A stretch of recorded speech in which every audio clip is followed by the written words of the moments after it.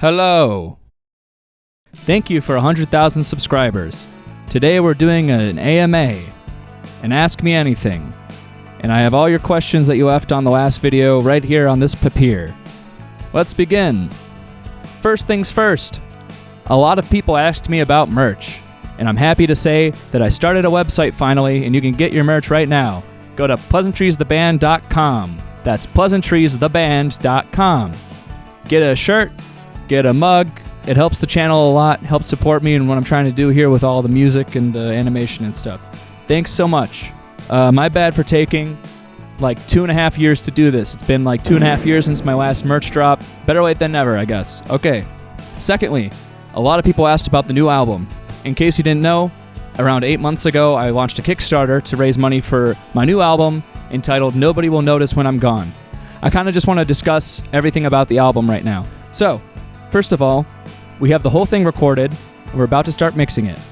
It's a very exciting time. The songs are really starting to come together, and it's the best thing that I've ever done, and I can't wait to share with you. So the whole thing is 70 minutes long, and there's 18 tracks, and every single song is going to get an animation. And I plan to release one music video every month after the album comes out until the whole thing is done, and then they're all going to fit together into a long movie, essentially. It's a big concept album that follows this one character through the whole thing, and it's going to be a whole nearly 90-minute affair in the end. So I'm so excited. I hope you're as excited as I am, and it's nice because I'm not going to drop off the face of the earth as I would if I was going to animate the entire thing and then release it all at once. So I'm still going to keep a decent upload schedule of once a month. That is once the album's out. And before then, I still plan to release a couple new singles that are standalone singles that are separate from the album. And so stuff like I Miss Ya, I have 2 that are ready to go right now. And I'm excited to work on at least 2 more. It really depends how long it takes to mix this thing and how long it takes to get all the animations going for the record. But so excited for it. I hope you're as excited as I am. One last thing about the album. Thanks so much to everyone on the Kickstarter who made this possible. Here's all the names on it. You guys made this so much easier on us.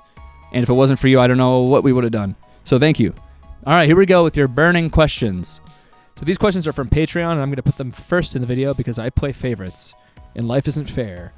So Gam says, how would you break down the process of making the instrumentals? They're all so unique and varied, and they all sound fantastic. I need to know how it all comes together. Congrats on 100K. So usually start with a guitar part, and what's nice about playing guitar is that you can just transpose it to other instruments, right? So I can write a guitar part, and then it's easy to figure out a bass part from there, and you can write something on guitar and stick it on keyboard, and whatever the bass is doing, that kind of implies what the drums are going to do. So point is, start with a guitar and build it from there. There you go. Dirt asks, how's your day? Pretty good. Had a bit of a plumbing issue. I was at my parents' house, and I was helping them out with their toilet, and then we spent the whole day cleaning up water that spilled everywhere. It was a nightmare. So that was my day. Papa Noob asks, if anything, what are some of the new things, tools, programs, styles, techniques, instruments, etc. you've been using that you haven't used before on the album? I guess the biggest triumph of the whole record is that all the songs actually go together. Because I feel like on my previous records, they sort of feel like compilation albums where there isn't a lot of cohesiveness, which was intentional. Like there's a lot of, doing this genre than doing that genre. But with this record, the music is still extremely diverse from a genre perspective, but it feels so much more cohesive. It feels so much more intentional.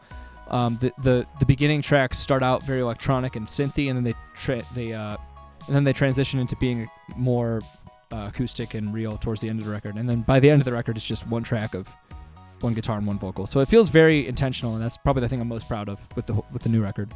From Fen, if 8 whoa, what do you enjoy more, computer animation or clay? And does what you're writing affect how you'll animate it? I think I enjoy 3D animation more these days, honestly, just because of how much more efficient it is and how much less labor intensive it is. I still love stop motion and claymation for characters in close-up and for, certain characters' heads or even entire characters here and there. Kind of depends. But overall, I think I enjoy the 3D animation process a little more just because it's a little less stressful. But I still plan to do stop motion for the rest of my career, whatever you want to call this. To answer the second part of your question, When I'm writing, definitely affects how the animation is done.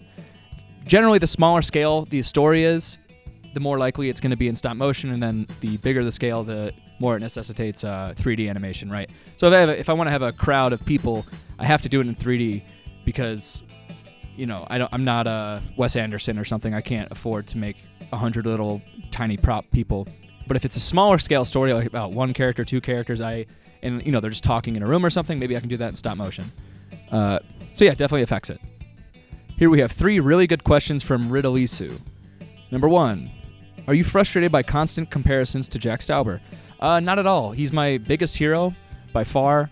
I never would have gotten into animation if it wasn't for him, and I think he's one of the best artists who's ever lived, frankly. Anyone who's familiar with Jack Stauber stuff, if you look at my stuff, you can see the inspiration for sure. And the less I cut my hair and the less I shower, I start to look more like him every day. So it's just bound to happen at this point. It's okay. Your second question: what's the tamest thing you've made that someone has referred to as nightmare fuel? I think that would probably have to be my first animation, Satanic Preparation. I remember it was one of the first animations that kind of did well on TikTok, and it was kind of funny because I kind of didn't think that animation was too crazy, but I got so many comments that were from pretty religious people who were incredibly, incredibly disturbed. Lastly, Riddleisu asks, do you just do what you want to do, or do you occasionally lean on sequel songs or your memorable characters to get interactions?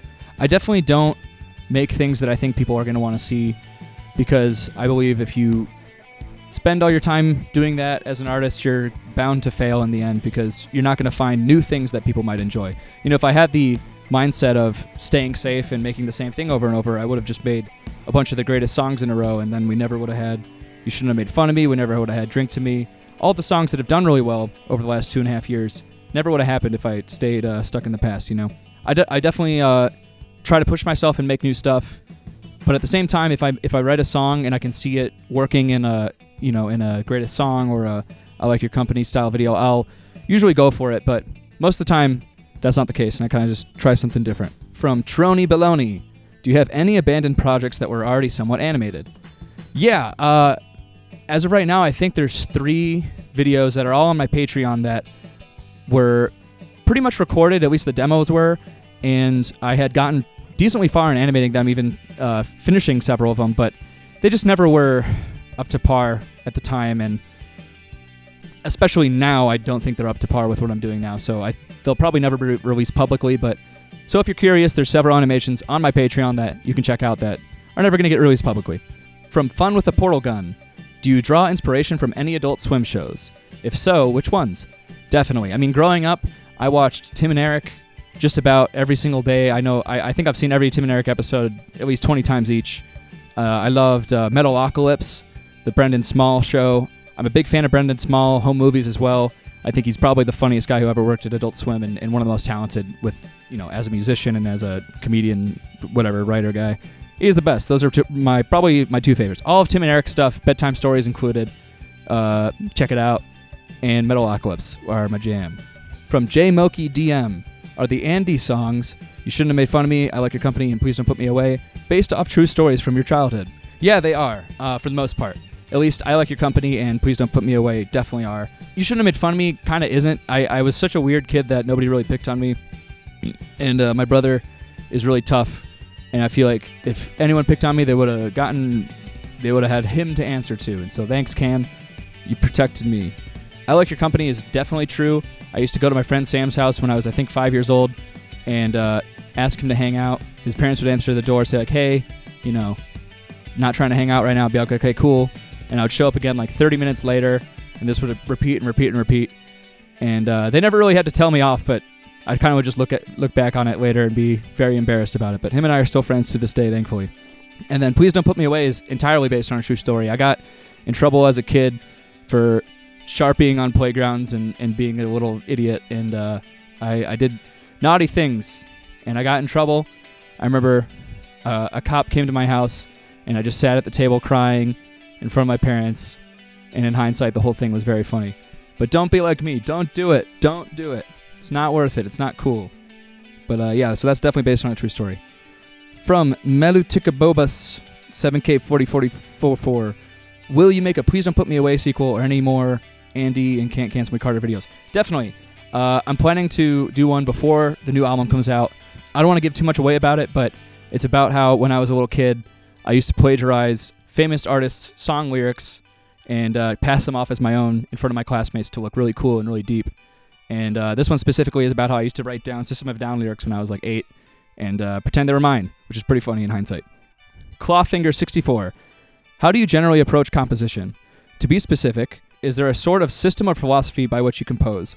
Definitely. I am a certified ignorant guitar player, all right? I don't know anything about musical composition or music theory. I just play the guitar, and I've been playing my whole life, and I just play by ear, and I compose by ear in the same way. I never think about, the different scales I might be in or whatever, keys or whatever. Whatever sounds good. And I like to take it one instrument at a time. If I'm composing maybe a violin or something, I'll just think about that violin part and how I can make it the best it can be to interact with the other parts in the composition and so on. From Penumbral Woods 3175. Are there any songs you didn't expect to be as popular as they are? Yes, only just about every single song that has ever done well in my whole life.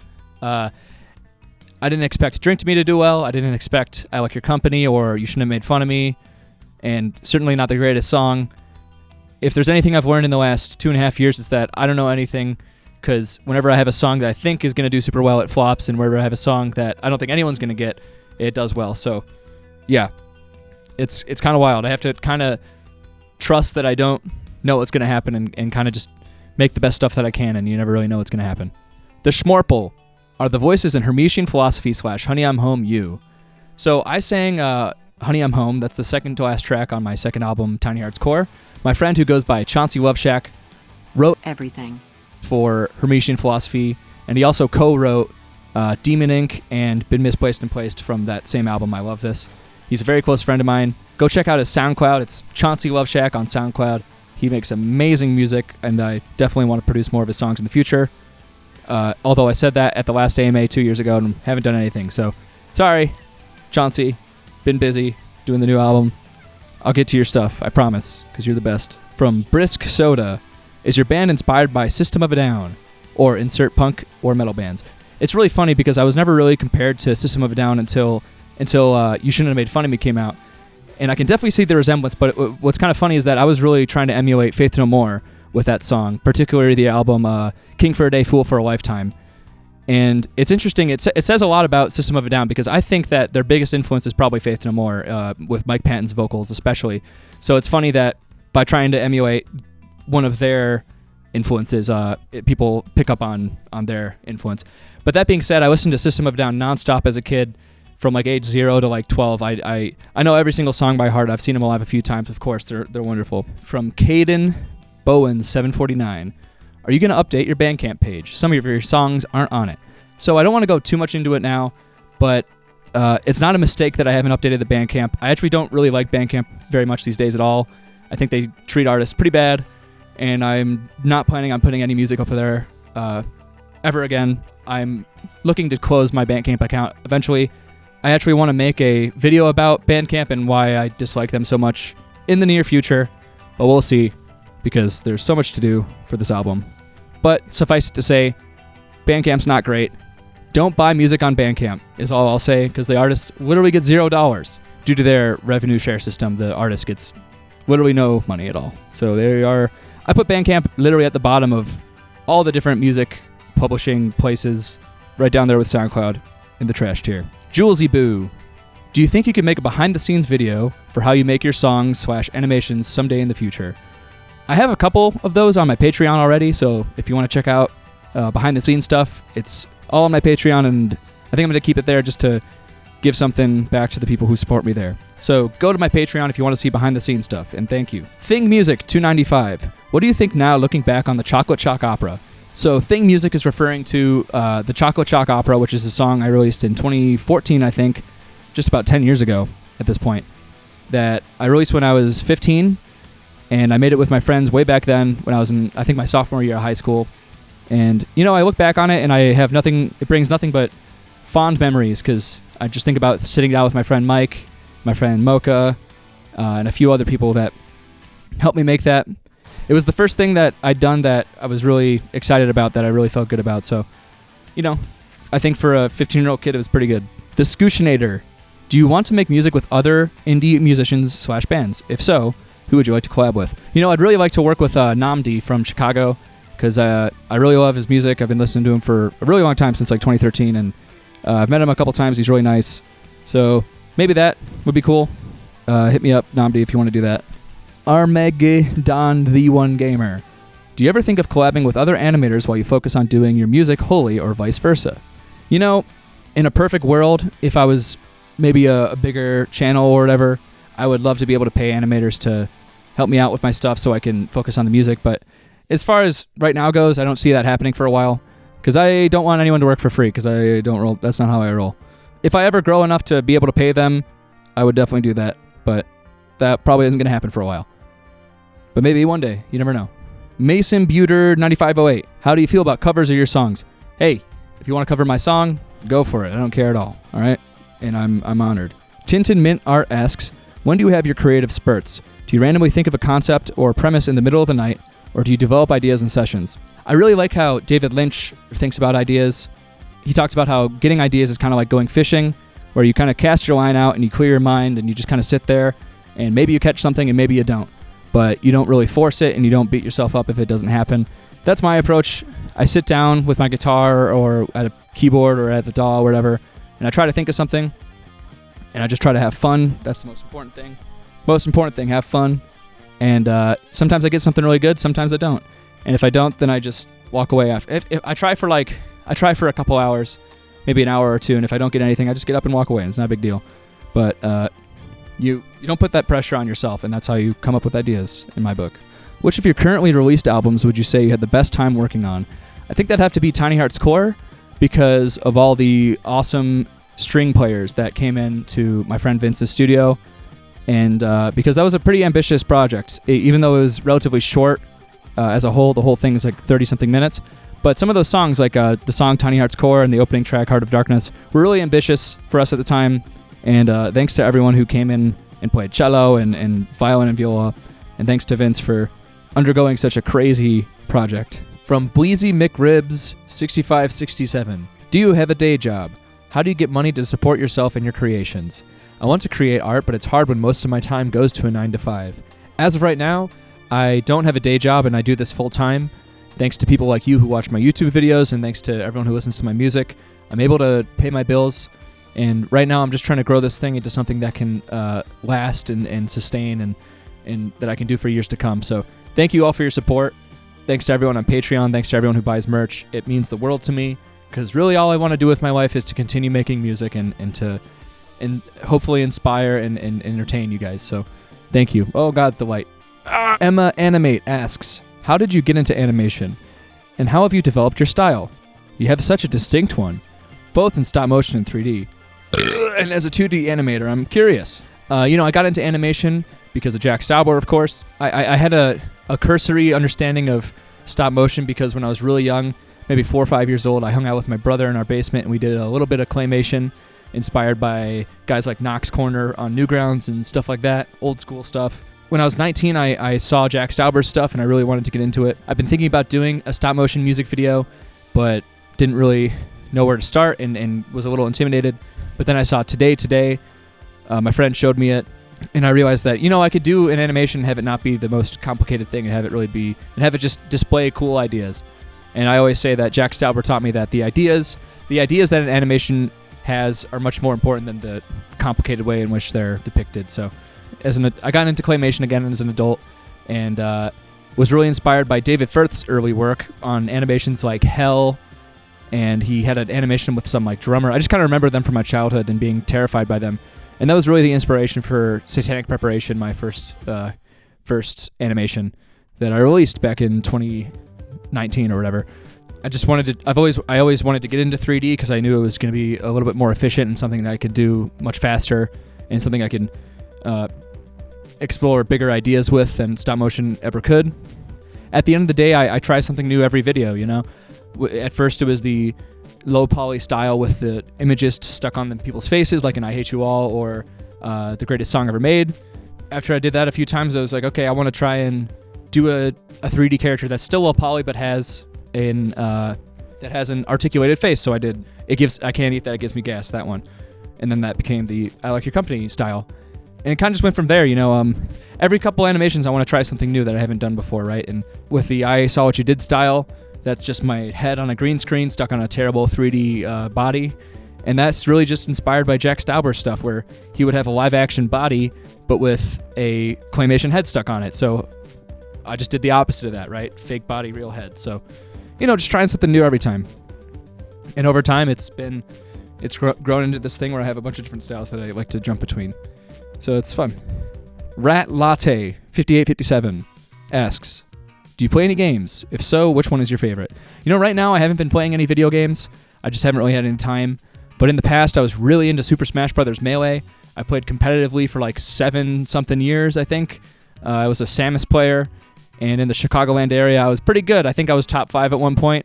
And I've beaten a couple good players and had a few good runs at some big tournaments.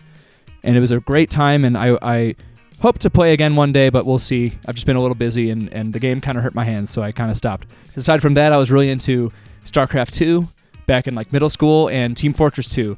So I guess I'm really into like technical games that are really hard and competitive because I'm a tryhard. Ari Pro Gamer YT. Hi, Andy. I've been watching your content for a few years now, and I wonder, will Drink to Me have a sequel? I saw you reply to a comment asking the same question in the original song's video, saying that you were working on the sequel, but what happened to it? I was working on the sequel to Drink to Me around 2 years ago, and I got the song totally written in a solid idea of what the animation would be, but I kind of got cold feet on it because I was just overthinking it, frankly. And recently, I think after seeing this comment entry, I just kind of checked out the song because I wanted to just take a break from it and kind of get fresh ears and eyes on it. And I got to say, I'm really happy with the song. So I hope, who knows, but I really hope to make that sequel and make the music video and everything and release that before the album comes out.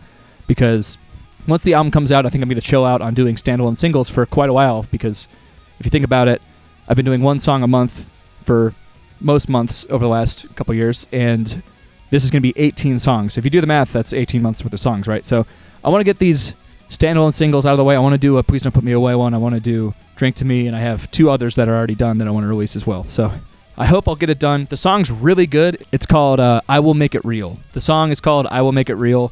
It's really cool. I'm thinking it'll be a similar thing where the animation will be like a minute long, but the song itself is like 3 minutes long.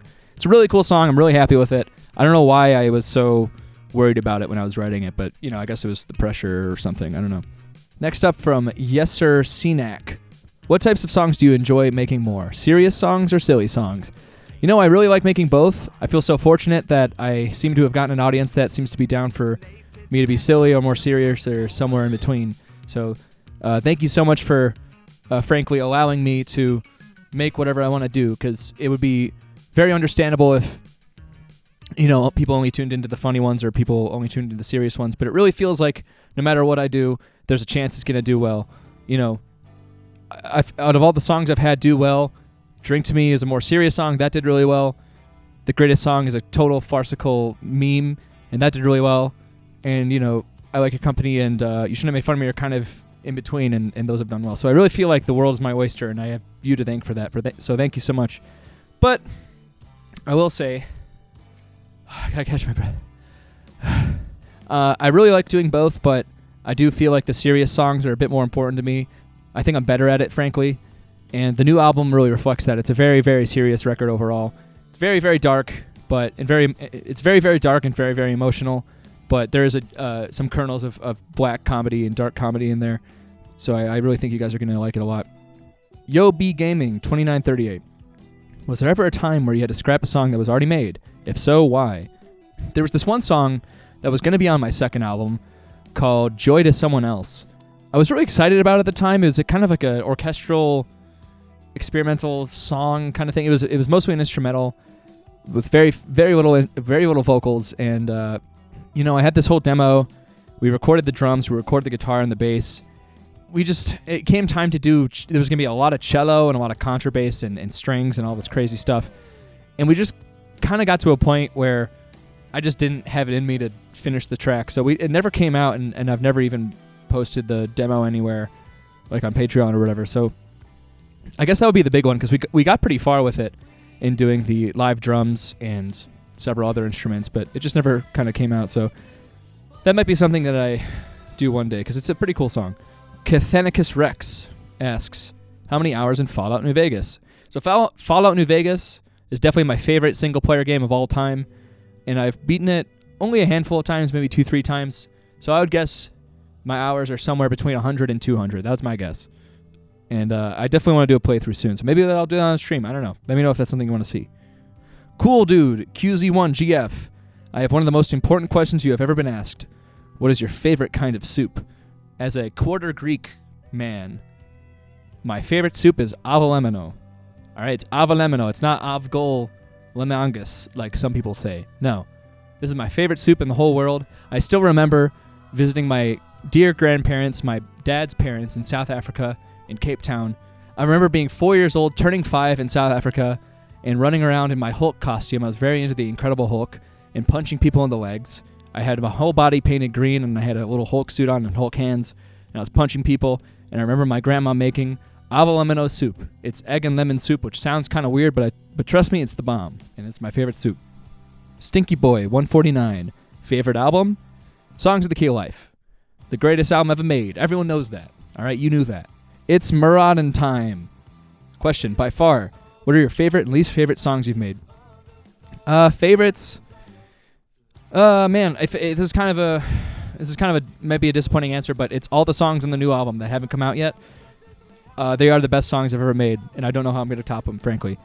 And then the least favorite songs, I'm kind of like hesitant to answer this one because there's some songs I'm not as crazy about that I've done, but I don't know what good it does to point them out because there's always going to be people out there who are like, oh, that's my favorite song. So if I say it's not this one, but if I say Drink to Me is my least favorite song, then like everyone who likes Drink to Me gets bummed out because they like that song, right?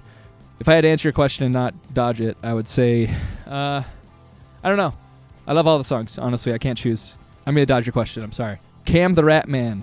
What's your favorite animation? Wow. I just sounded like a youper. What's your favorite animation medium that you've worked with? Oh, yeah?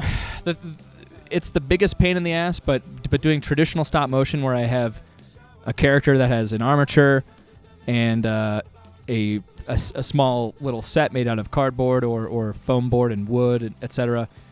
That is really the stuff that I think looks the best. Like especially my animations, Can't Stay Awake and Blue Collar Gene. I'm just so happy with how those look, at least in the stop motion parts of them. Especially Blue Collar Gene. That's one that kind of flew under the radar a little bit. I just think it looks amazing, and I'm so proud of that one.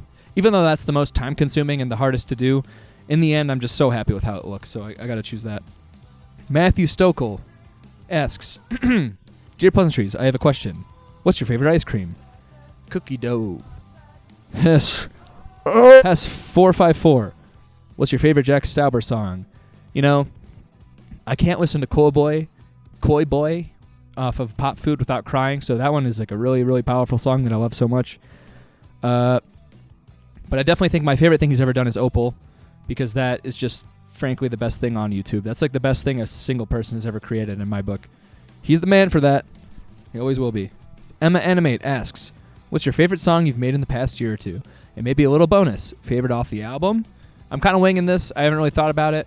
So I'm just going to say, please don't put me away because I wasn't sure if people were still interested in seeing those characters, and it's been kind of nice to see that people are still down for it. And I was really happy with how that song turned out, and I'm glad you guys were too. Little bonus, favorite off the album. Right now, it's a tie between, there's a song called You're Not a Sociopath, which is track 8, and a song called Somebody, which is track 11. And it's a tie between those two. Those are both really, really good. From Drowse Mary, what's your favorite Samus matchup? So, this is going back to when I used to play Super Smash Bros. Melee competitively for like 7 years. I was a Samus player. So this person's asking, who did I like fighting as Samus the most in the game? And I'd have to say it's probably Sheik, I guess, even though the Sheik-Samus matchup is notoriously terrible for Samus. I think I did well in it over the years, and I think my playstyle was just kind of good for it. My playstyle was a lot of calling out jumps and going for kind of hard reads, and I feel like against certain Sheik players that was pretty good. And I just had a lot of fun with it. A lot of my best wins when I was competing were against Sheik players, so I think that was probably my favorite. I don't know. From Gladisi Brook, what are the feelings that your characters go through every day? Are they happy with their existence? Or do they go through the existential dread of being a digital clay pawn that you puppet around for the enjoyment of you and others? Do they feel confusion over being able to switch from clay to digital and vice versa? You know, I'm a big fan of, you got cartoon characters, and it's funny to take cartoon characters and torture them is really funny. I think the more distress and agony you put your cartoon characters through, the funnier it is. So I would imagine being one of my characters to be in a hellish existence that I wouldn't wish upon anybody. Okay, this is something I've always been curious of, but does it frustrate you at all that some of your more popular songs end up being the more silly ones you've done? I only ask since you've been doing this for such a long time, as some of your early songs, some of your recent ones. You know, like I said before, I really like doing both funny and serious songs, and no, it doesn't really bother me at all. I mean, I'm just happy to anyone gives a crap about what I'm doing at all, because I've been doing music for, I've been doing Pleasantries for over a decade at this point. I've been making music for even longer, so the fact that anyone gives a shit at all is kind of a miracle, and I can't even believe it. Even though it's been like 2.5 years since like I've had a video do well or whatever, it still doesn't feel real. So no, I'm just very thankful. So thanks to everyone. Yeah. Troll_2D. Just wondering if you have plans on making full music videos for older songs like Drink to Me and How to Be Happy. Not really. To be honest, I don't think I'm ever going to revisit those, because I kind of have a weird fear of revisiting old stuff, because I feel like if I take a step backwards and revisit older material, I think it's sort of conceding that I don't have new ideas, and that's kind of a fear of mine. So I doubt I'll ever do that, to be honest. And then you said your Spotify Wrapped message was phenomenal. So thanks for saying that. I'm going to play the Spotify Wrapped message for everyone who didn't get it, because it was kind of fun to make. So here you go. Here's the Spotify Wrapped message for 2023. Here you go. Can they see me? Can they see me? Hello. Oh, hello. My name's Andy. I'm the Pleasantries man. I just want to say thanks for the support this year. You're my number one listeners. Huh. Well, you're my favorite. You know that? Hello. Out of all of them. Anonymous. I have a question that I would like to ask. What is the greatest song ever made? So, obviously the greatest song ever made is the greatest song ever made. But if you're asking me what's the best song ever made, I would have to say it's Knocks Me Off My Feet by Stevie Wonder from the album Songs in the Key of Life. I feel like everyone has a song that they wish they wrote, and that one is the song I wish that I wrote, because, my God, is it just wonderful. It's so melodic. It's such an interesting structure. I don't know, just everything about it. It makes me want to cry when I hear it. I think it's the most amazing song ever. Sir Surreal 1 asks, are we going to get any more greatest songs? Those songs are just absolutely peak, especially the Pillow one. Yeah, for sure. I mean, so the last time we did an AMA was around 2 years ago, and people were asking the same thing, and that was before the greatest song about a cat ever made came out. It was before the Pillow one came out, and I kind of have the same answer now, which is that if an idea comes along that will work in the greatest song context, I'll definitely do it. And I will say that right now I have a song that's pretty old. It's like 2.5, 3 years old, that is a really, really good instrumental, and it's just kind of a matter of figuring out lyrics for it. And I think it would actually work as the greatest song. So I have one kind of lined up for you. So it'll come eventually. From Michelle Wadman, 6637. Question 1, do you like grilled cheese? Question 2, who are your favorite YouTubers? So I'll take this time to shout out some YouTubers that definitely deserve more recognition. The first one is a guy named No Carrick. No K Eric. I don't know how to say his name, but he's so great. You guys need to go watch his videos right now. I found him through Joel Haver. Joel Haver shouted him out a couple months ago, and my God, is this guy the most talented motherfucker I've ever seen. When I watch his videos, I just want to get better at editing specifically, because his editing is out of this world, and I don't know how he does what he does. It must take so long, but go watch his videos, especially his newer stuff. He did a video with a minute hour recently. That's amazing. Go watch it. He's one of my favorites. Somebody else I want to shout out is a YouTuber named Sonjira. They are a stop-motion animator who puts me to shame. Every time I watch their videos, I'm so excited and so amazed by what they do. And they have an animation called Bit Crush Bandits that I absolutely love, and I've watched about 100 times. And I always show it to anyone who will listen. So go check out Bit Crush Bandits by Sonjira. Another one of my favorite YouTubers is Joel Haver, of course. I think before Joel Haver kind of hit the scene, I felt like sketch comedy on YouTube was in a pretty stagnant place. In the last couple years that he's been super active, he's shown that there's a lot more you can do with that genre, and his stuff is so artistic and so much more than I feel like sketch comedy on YouTube in the past has been. So he's currently making a new feature film every month for the whole year of 2024 right now, and I salute him in his efforts because what he's done so far has been wonderful, and I'm excited to see the rest of them. So God bless you, Joel. You're the man, and thanks for doing voices in my stuff in the last couple years. You're awesome. And lastly, I want to shout out the Minute Hour, who is one of the most original and creative voices I've ever seen on the whole internet. And he's the funniest guy ever, and he's been in a few of my videos, and he's just the best. That's all I gotta say. The Minute Hour, you rule. You're my hero. All right. Will you ever post guitar tabs for your song? Will you ever post guitar tabs for your songs? And if so, where? Yeah, so I have a few of my guitar tabs available right now on ultimateguitar.com. I think Drink to Me and a pretty remedial version of the Greatest Song Ever Made are on there right now. And I am working on getting some more up there. So if you want to learn my songs, I'm going to keep posting new tabs on there. I apologize for taking so long to do that. It's very I wear a lot of hats doing animation and music here. So I apologize for taking so long to do that, but I promise I'll do that soon. I actually just made a tab for I Like Your Company and sent it to somebody the other day. So it's just a matter of putting that in a Guitar Pro tab and sticking on that site. So I'll do that soon. Ultimateguitar.com. All right, just look up Pleasantries. Okay. Carlos Rolo says cool. All right, so Carlos Rolo. I don't know how many years it's been at this point, but on every single video I make, this guy just comments cool, and it just lightens up my day every time. I think he's done it on literally every video I've ever made at this point. He just says cool. So shout out to you, Carlos, because you're pretty funny for doing that. Just a Man 3758. Are you going to be able to handle the amount of comments you're going to get on this video? No. And speaking of Just a Man, that's my favorite Faith No More song, so go listen to that song. It's a real banger. Hydraulic Beanbag asks, have you ever taken a life? Inappropriate Comedy 123 asks, how did Pleasantries start? So Pleasantries started back in like 2012 or 13. I can't really remember. I was in freshman year of high school, and I was hanging out with my friend Johnny B in English class, and we were talking to each other, and we were talking about an EP. It would be a 3-track EP called Aliens, and the first track was called Alien, the second track was called Aliens, and the third track was called Aliens Possessive, like with an apostrophe at the end.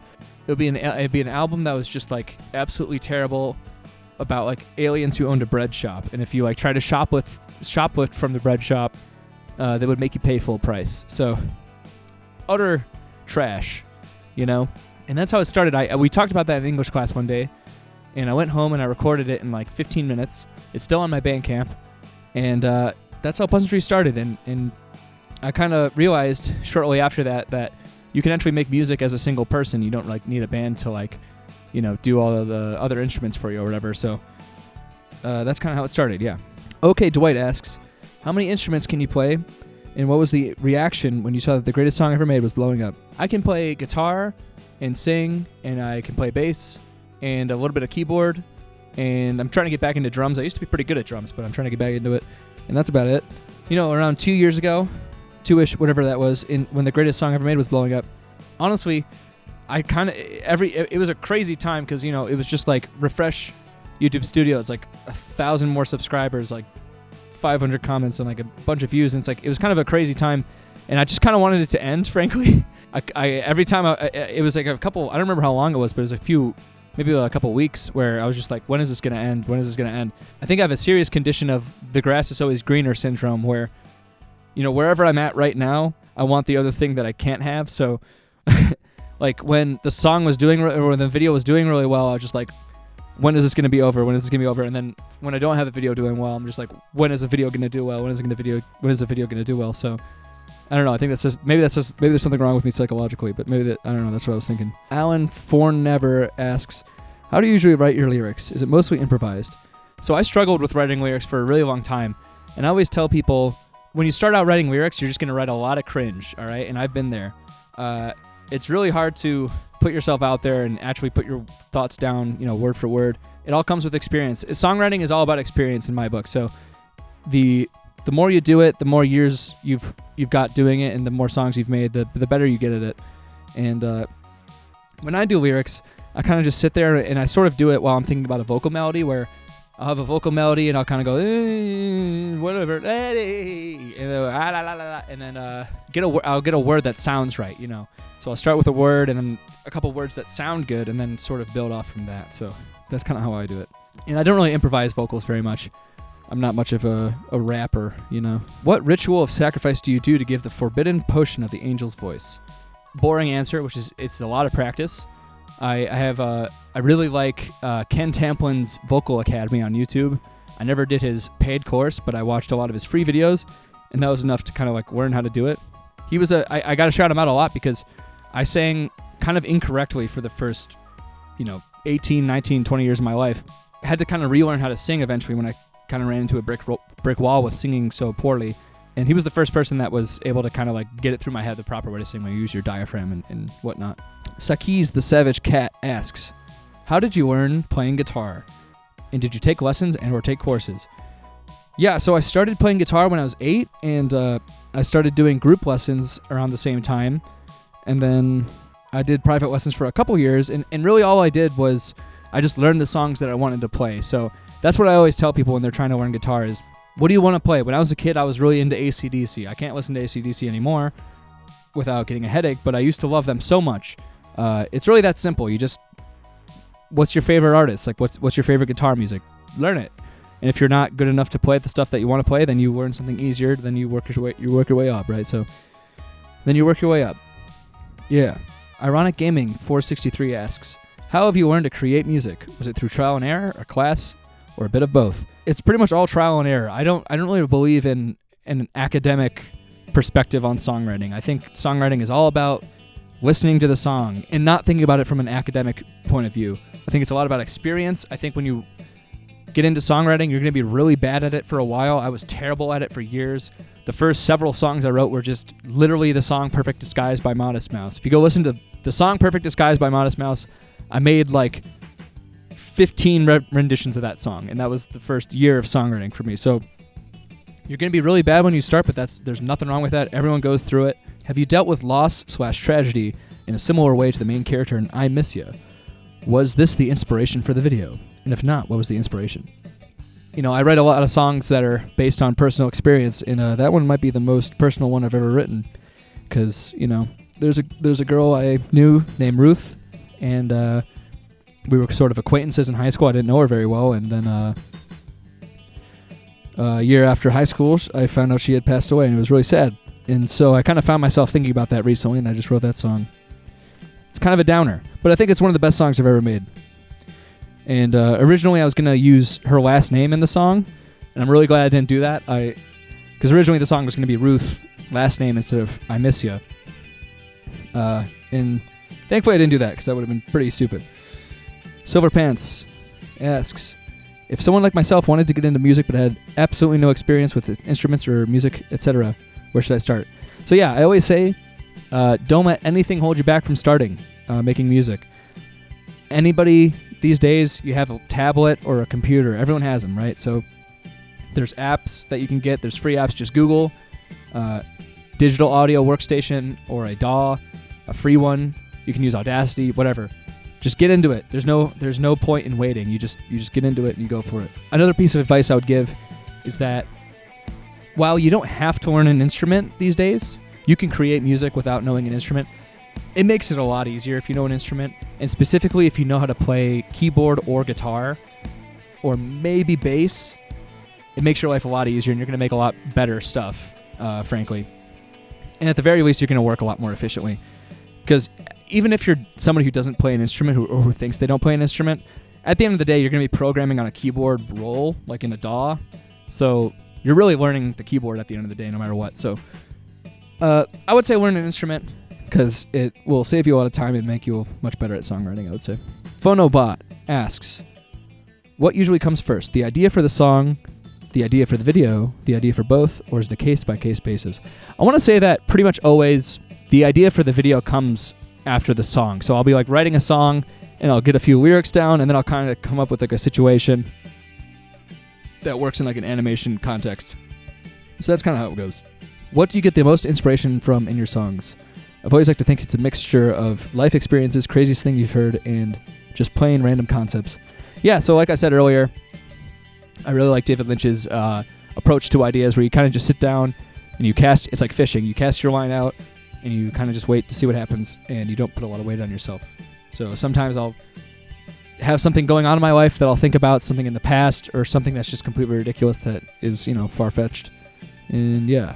So you just let your mind free. You let your mind free. You don't put pressure on yourself. From Baron von Biden. Hey Pleasantries, I've been a big fan of you for over a year now, and a good bit of your music reminded me of the band Incubus. Is that band an influence to you? So yeah, Incubus is one of the most important bands that I ever got into, frankly, especially for their guitar parts. Their guitarist Mike Einziger is one of my biggest influences because I listened to him all the time when I was really young, and I think a lot of my guitar parts are heavily influenced by his guitar work. So Mike Einziger is the man. I look up to him a lot. Their albums Crow After the Murder and the second half of Light Grenades are still, in my book, just amazing, amazing, amazing albums. Is the video for I Miss Ya a mix between 3D animation and claymation? Yeah, it is. So the bodies are like low poly 3D meshes, and then the heads were all done. The heads are like small little stop motion claymation heads, and I just animated them against a 2D background and sort of eyeballed the perspective that each shot would have, and then did my best to make it work in the 3D environment. And all in all, there are 7 heads in total because there's Ruth, myself, the teacher, and then there was 4 extras that were sort of recycled for the whole classroom, and I kind of just repeated them and tried to make it look as natural as possible with as little repetition as possible. And then just kind of stuck them on the heads and animated it away. And it took forever. But I'm really happy with how it turned out. Just Telly asks, is Pleasantries a band or just one person? I've been watching for over a year now, and sometimes it's just you, and sometimes I see someone else. So yeah, I don't blame you for being confused, because I say pleasantriestheband.com, go get your merch. But in reality, I'm just one guy. I've had a band in the past, but at this point, I'm just on my own. Pleasantries has always been my project. At the end of the day, I would write pretty much all the music and whatnot. So I guess the moniker of the band is like stuck around, but at this point I'm just on my own. So yeah. What do you think about that Jack Stauber don't post anything on his Chanel? And what do you think about the game Pizza Tower? So yeah, I mean, Jack Stauber, he hasn't posted anything in a while, but I was on his Patreon not too long ago and I saw him post a puppet, like a new puppet that he was working on. So I'm sure he's working on something. And you know what? He's earned the right to take as long as he needs to on whatever he's doing. So I'm still excited to see whatever he's going to do. I remember two years ago, the last time we did an AMA, I was saying the same thing pretty much. But, I think he'll be back eventually, and he can take his time. And then about Pizza Tower, it's really funny because I'd never heard of Pizza Tower. But after I did a beverage that's closest to meat, everyone was talking about Pizza Tower. And then I realized that the chef character I had was sort of similar. But it's kind of funny just because I was making a generic chef character, so whatever. From Mega Venusaur. Are we going to see any more of the Laughing Man from the songs Nothing Will Ever Be Okay and I Saw What You Did? Yeah, so I have one that I'm working on right now called Top of the World that's in the same style. And even one song off of the new album, Nobody Will Notice When I'm Gone, is called Never Noticed to begin with. And that song is in the same style as well, and those characters are going to come back.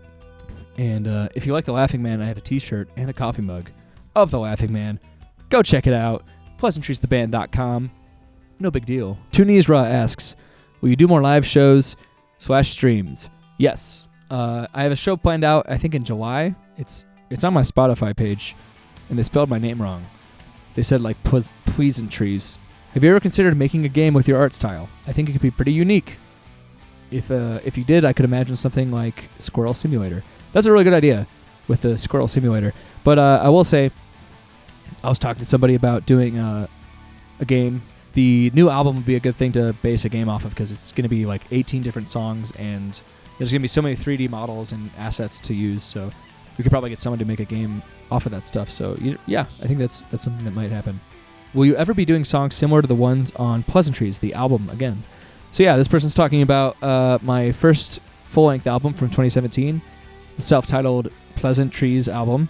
And you know what? The answer is definitely yes, because I've had several people, including my producer Vince and my saxophone player Isaiah, comment about how the new album is very reminiscent of the first Pleasantries album, because Isaiah did the saxophone on the first album and Vince produced it, of course. So they've been talking about how these songs really remind them of the first record, and I hadn't really thought of that. So I will, apparently, because those songs are apparently very similar. So enjoy. The songs very, very much are, this is hard to say, they vary very much in genre and style, much like the first record, and they're kind of progressive and stuff. But I will say that the new album covers more of a range because there's more of the electronic stuff, and then it gets a lot heavier than the first album did. So it's kind of like more crazy than the first record, but it has that vibe of unpredictability to it, for sure. From SBD, whatever law, could you give your official declaration on what the true meaning of Meet the Meat Man is? I usually don't like to spell out the point of songs and animations and stuff, but for this one, it's been out for a couple years, and I will divulge the details here. At the time, I was sort of overweight, and it was the middle of the pandemic, and I was drinking a lot, and I put on a bunch of weight. I kind of saw that as like if you lose enough weight, you'll find somebody who loves you, pretty much, and taking that to a hilarious degree with cutting off parts of yourself and creating another person who would love you. That's kind of the idea I had. Do you plan on doing any live performances in the near future? Yeah, I do. Especially with the new album coming out, I want to plan a tour for next year, possibly. But even if that doesn't work out, I have a few shows planned in Illinois. I have this show planned. I think it's in July, but look at the screen and it'll show you. I'm playing with Snooze. Jathrither Waki. Will you please make more metal-adjacent music in the vein of You Shouldn't Have Made Fun of Me and I Like Your Company? Your screams are lovely. On the new album, some of the later songs get pretty heavy and I scream quite a bit, so you'll be satisfied there. And then I am planning on a You Shouldn't Have Made Fun of Me sequel. From Calamari Girl. What program do you use to create music? I've been thinking of starting but don't know what to use. I use Logic Pro, which is a Apple proprietary program, and I really like it because the stock instruments and the guitar amps and vocal stuff is all really good on it, I think. I like the drum machines a lot. I mean, I use all those drum machines for all my songs. But really, just use whatever is within your means. You know, if you can't afford anything, get Audacity. But if you can afford something, get fucking Ableton or something. I don't know. Just Google. Google's your friend. Nod Fox asks, do you create your music videos all on your own? Yeah, so I do the writing and recording and animation on my own, and I get help with the mixing from my friends Vince and G3 Recordings and my friend Sam Park. And if you're ever curious about who did the mixing or who did what, you can always look in the description of my videos or songs or whatever. What are your biggest musical influences? So I answered this in the last AMA like 2 years ago, so I'm just going to play a part of that right now. There's like 50 bands, so here you go. Stevie Wonder, Prince, Frank Zappa, everything Black Francis has ever done. Tom Waits, D'Angelo, Foxy Shazam, Rufus Wainwright, The Deer Hunter, The Residents, Kate Bush, Outkast, Jack Stauber, Nina Simone, Otis Redding, Bill Withers, David Bowie, Ween, Thundercat, Lewis Cole, Talking Heads, Devo, Masayoshi Takanaka, Mr. Bungle, Faith No More, every single project Mike Patton has ever done, Björk, Pink Floyd, The Beatles, The Zombies, Brian Wilson, everything that Namdi's ever done, Snooze, John LaJoie and his other project Wolfie's Just Fine, Ein Astronaut, Patti Smith, the music from Super Smash Bros. Melee, Death Grips. I love old school rap like Tupac, Biggie, Wu-Tang. I love Mozart, Tchaikovsky, Bach. I love old school prog rock like Yes, King Crimson, Genesis. And finally, Cardiacs, of course, because Sing to God is the best album ever made.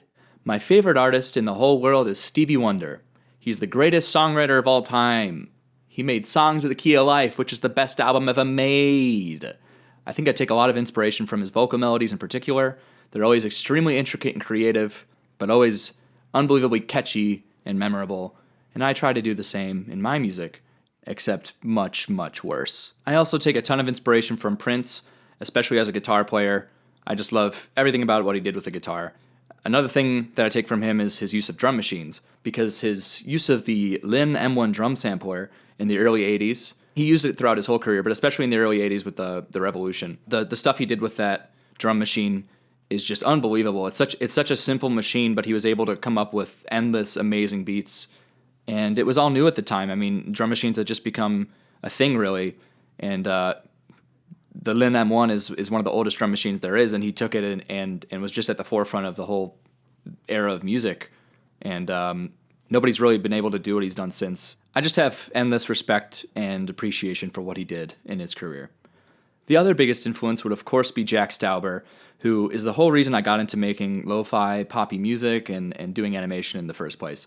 I clearly owe a lot to his visual and musical style. I mean, he did all this before me. The whole idea of making, pretty weird but catchy songs and making little animations for him. I mean, he was doing it for years, and nobody really had ever done that. And so I owe everything I've been doing over the last 2.5 years to him.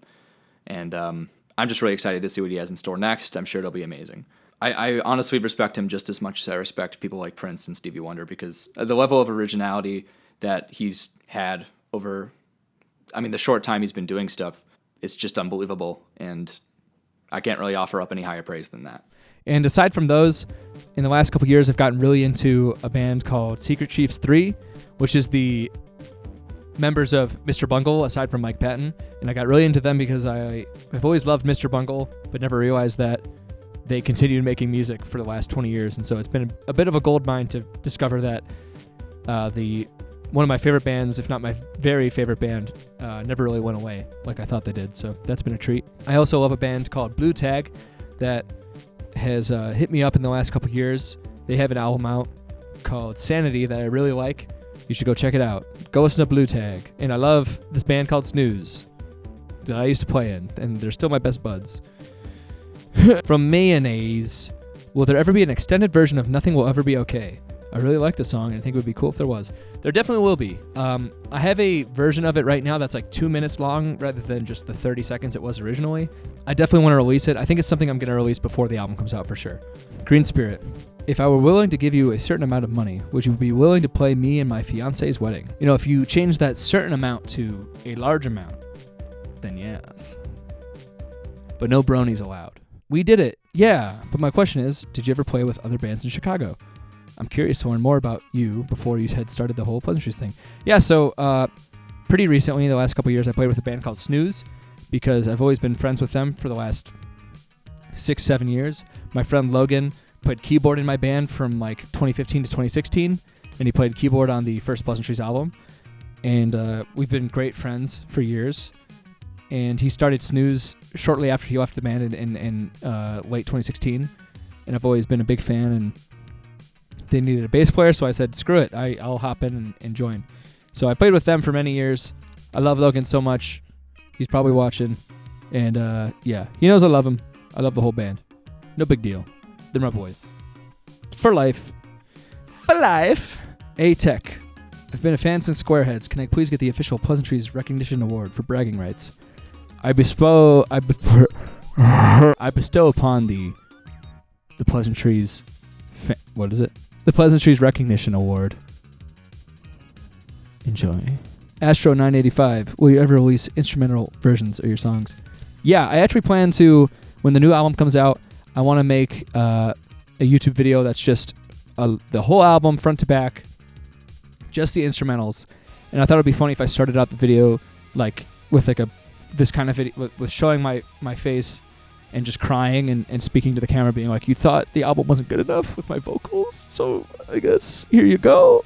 And I would just like have tears streaming down my face and make it very uncomfortable for the first couple minutes, but then you get to hear the whole album with no vocals. So that's the plan. Nebula Deluxe. Will you release songs like the Watson Creek Curse on music streaming services? The answer is probably no, unfortunately, because the songs that I make that I don't put as much effort into, like the Watson Creek Curse or I'll Pay You in Love, for example, they're kind of meant to be viewed with the animation, and I don't really feel good about putting them next to these songs that I've put a lot of effort into, like the songs that I do put on streaming services. So the answer is probably not, so I apologize, but you can always listen to them on YouTube. So, yeah. Character Mister asks, is there any song you've thought of remaking or remastering? It's just about every song I've ever released, because, of all the songs that have done really well, I usually don't expect them to do well, so I usually don't put as much time into producing and mixing them, etc. So, especially songs like I Hate You All and Drink to Me and The Greatest Song Ever Made, I definitely want to remaster one day. I want to make an album called Extenderer one day where I revisit these older songs and remaster them and reimagine them. But this new album has kind of taken priority over that. But one day I'll get to that probably. From Phil's Corsia, what are Rhino Rocks? The first lyric in the Choco Choc opera. I've been left with this question ever since the very start of my Pleasantries journey. Yeah, so Phil is referring to the Choco Choc opera. It's a really long song. It's like a 15-minute long song I made with my friends back in 2014, I think, when I was like 15. And the first lyric is Rhino Rocks, and I hate to burst your bubble here, but it's just words, okay? I remember sitting there with my friend Mike, and we were kind of thinking of the instrumental. We were just goofing off, and I think I did like Rhino Rocks, Vivid Pox, and then he thought of Chocolate Chalk, and then that kind of just became the whole premise for the whole thing. So, I hate to say it, but it doesn't mean much. Rhino Rocks, it don't mean much. Back then, I really didn't think about lyrics very deeply. I was much more preoccupied with melodies and guitar parts and structure than I was with anything else. And it wasn't until probably 2019, 2020 that I really started caring about lyrics very much. M2 Effins. Mr. Pleasantry, are you perhaps familiar with the JoJo's Bizarre Adventure? Yeah, definitely. I mean, that's like my favorite anime probably. And my favorite season is season 4 because the bad guy's name is King Crimson. King Crimson! YTDD but gay. If you had one choice, what song would you cover? I thought about covering With Every Beat of My Heart by Stevie Wonder from his 1987 album Characters, just because that song is so good, but I could see it being done in so many different ways. So I thought about that for a while. Mars Party. Can you show us your oldest animation? Yeah, I have a few old animation tests from before I did Satanic Preparation back in 2019. I can't find the very first one. I know it was like a weird green guy. I'm trying to find it, but I can't. But I have this one that is a creepy sort of King Crimson looking guy. Sort of looks like a Court of the Crimson King looking thing. And it was a, prototype for what became Satanic Preparation. So here you go. There you go. What's your process writing music? I have trouble getting ideas onto paper when I try to write for my music. This is a wonderful question, and I'd like to answer it with a story. There was one time, I don't even remember what year it was. It was probably well over 10 years ago. But I was seeing Victor Wooten live. All right, and Victor Wooten is one of my favorite musicians of all time. One of my favorite, one of the most influential people in my whole life, probably. And I was at a Sam Ash music store with my family, and he was doing a clinic there. And at the end, he had a bit of a Q&A, and I asked him, how do you deal with writer's block, which is essentially your question. And he replied with something that I never would have thought of myself, which really changed my life, which is that songwriting isn't hard, all right? Songwriting should be easy, and if songwriting becomes hard, it's a sign that you're trying too hard. And I have to paraphrase here because I can't remember exactly what he said, but it was essentially that, if you find yourself struggling while songwriting, it really means that you're trying too hard, that you need to relax, you need to have fun, and that, you need to have experiences in life in order to have something to talk about. So if you're having trouble writing songs, maybe put down the guitar, put down the keyboard, and get up and go do something, and then you'll probably have something to write about. So that was his advice to me, and it really changed my life, so I hope that helps you too. Laura Lowe, will you release stem packs for your songs? Yeah, that's something that I'll definitely put on Patreon. I know nowadays with AI you can isolate certain tracks and songs and stuff, but if you want the real deal, if you want those dot waves, hit up my Patreon, all right? Snostrable asks, do you believe that world peace would be achieved if everyone just listened to Stevie Wonder? I'd like to think so, but the fact is Stevie Wonder's a worldwide sensation and everyone knows Stevie Wonder. So in my book, everyone has listened to Stevie Wonder and it hasn't changed a goddamn thing, so no. Hunter/. Mr. Pleasant, can you tell us more about the laughing guy with the long black hair? The laughing guy with the long black hair was inspired by a movie called Anomalisa. It's a Charlie Kaufman written and directed film from 2015. It's my favorite animated movie of all time, and I think with that character, I'm sort of emulating that film a lot, where the main character is sort of so narcissistic and lost in his own world that he sort of sees everyone else in his life as the same person and thinks he's a lot more important than everyone else. That's pretty much the inspiration for it, and I'm kind of doing it in a more humorous way, but that's kind of my thought process with it. So, yeah. Tinted Mint Art asks, does it usually take more time making multimedial videos combining digital animation, clay animation, and live action footage than it does just making one of them? And how do you plan out the different segments when you do? when doing multimedial stuff, combining 3D, clay, and live action, ideally combining those will save you some time. The way I like to approach it is that I choose the medium that'll be the most efficient for whatever I'm trying to do. So like in Drink to Me, for example, I had the clay head animated doing the vocals and the head animation, but then I had live action arms doing the arms. So I could have just done clay animation for the arms too, but hey, doing the live action arms was more efficient and it also looks more interesting. So that's kind of how I look at it. So in general, it should be faster to accomplish it if you're choosing wisely which medium you use for which thing. But the planning part definitely becomes incredibly important the more mediums you have. So the more mediums you're using, you got to plan out more ahead of time, but it kind of takes less time in the execution, if that makes sense. Kenny's mustache. Plan on doing a tour of some sort in the future? Would be awesome to see you play near the Cincinnati, Northern Kentucky area. I definitely plan on doing a tour. I'm very busy at the moment with the new album, but once that's out, I definitely plan on doing a tour, so stay tuned. Brian Turks 1026 asks, quick question, any plans for vinyls, CDs, cassettes of the new album and or older albums and releases? The new album, I'm kind of going all out for. I want to get it as, professionally mixed and mastered as possible. And if I have the money, I want to make vinyls. I might do like a pre-order kind of thing to fund that because vinyls are extremely expensive. And it's a double album, so it's going to be twice as expensive as it would be otherwise. So first up is the new album. I want to get that taken care of, but older albums, you never know. Could happen. Ianthal4213 asks, what do your friends and family think about your videos? They're very supportive. A lot of my friends help out with videos, a lot of the voices and like how to save the world. And my son is dating a Bulgarian. We're all done by my friends. My family are really into what I do.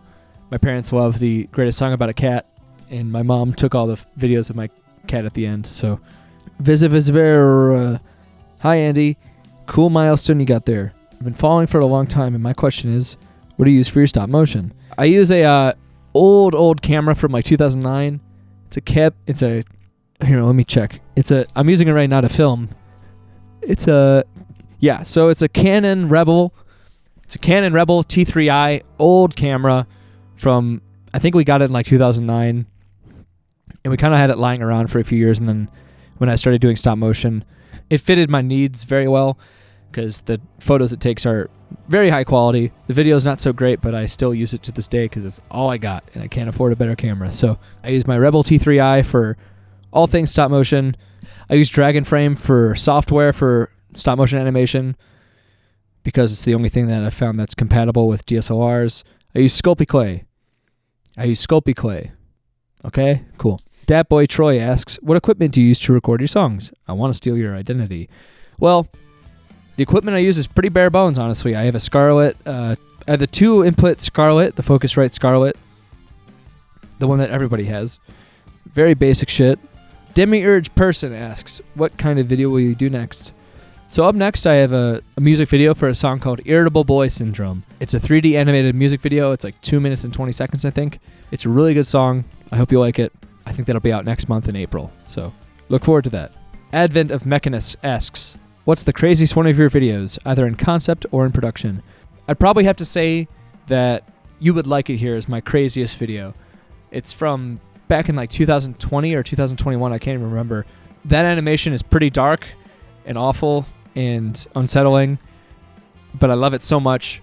The very last shot of it is one of my favorite shots I've ever had in an animation. I don't want to spoil it, but it makes me laugh to this day. Videos with Duncan 1502 asks, I like your style of animation, both 3D and claymation. Where did you learn to animate? Right here on YouTube, right where you are right now. If you want to learn anything in the whole world, it's all on YouTube. Google is your best friend. Check out Blender, blender.org. You can download Blender and you can learn how to animate yourself. Anyone can do it these days. That's kind of the beauty of the year 2024. MJ Grizz asks, which one of your albums are you most proud of? Probably I Love This just because I think I kind of came into my own when writing lyrics around that time when we were finishing that record. A lot of the best songs on that album, like POV in My Head and I Love This and Sorry Sally, were all written a little bit later. And I really like how much better I got at writing lyrics. So probably that one. My question is, why do you make half of your stop motion music videos so gory? You know, I was really inspired by David Firth's stop motion stuff from the early 2000s, so he's to blame for sure. You know, when I was doing Satanic Preparation and Honey, I'm Home and Meet the Meat Man, I was very much inspired by his animations. Hell, and he had that one where it's like a guy drumming on a drum set or something. I can't remember. But Hell was so violent and terrifying, and it scared me so much as a little kid. And you look at it now, and it's kind of quaint and adorable. But back when I was a little kid in like 2003, it scared the daylights out of me, probably because of all the terrifying noises in it. But yeah.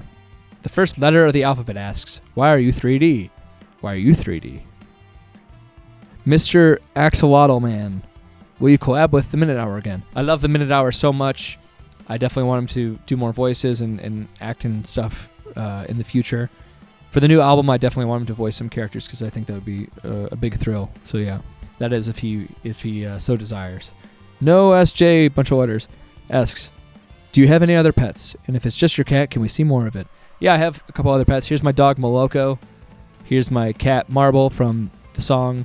And here's our new kitty, Bubbles, who is a new addition that is running the household right now.